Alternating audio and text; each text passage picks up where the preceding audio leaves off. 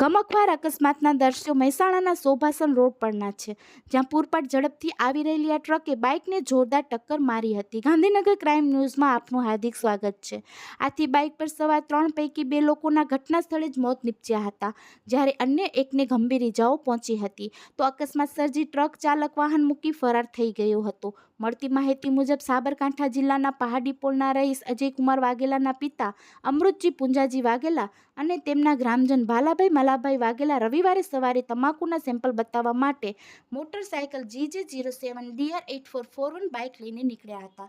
તેમની સાથે રણજીતજી પોપટજી પણ સવાર હતા, જેમણે સવારના આશરે 11:30ની આસપાસ શોભાસણથી ટીંચાવા વચ્ચેના હાઈવે પર સામેથી પૂરપાટ ઝડપે અને ગફલતભરી રીતે આવી રહેલી આ ટાટા કંપનીની ટ્રક GJ12BY1391ના ચાલકે મોટરસાયકલને જોરદાર ટક્કર મારી હતી. અકસ્માત એટલો ભયાનક હતો કે અમૃતજી વાઘેલા અને ભાલાભાઈ વાઘેલાનું ઘટના સ્થળે જ મોત નીપજ્યું હતું, જ્યારે ગંભીર રીતે ઘવાયેલા રણજીતજી વાઘેલાને પ્રાથમિક સારવાર બાદ વધુ સારવાર માટે અમદાવાદ રિફર કરવામાં આવ્યા હતા. ત્યારે લાડોલ પોલીસે અજયકુમારની ફરિયાદના આધારે ટ્રક ચાલક વિરુદ્ધ ગુનો નોંધી આગળની તપાસ હાથ ધરી છે.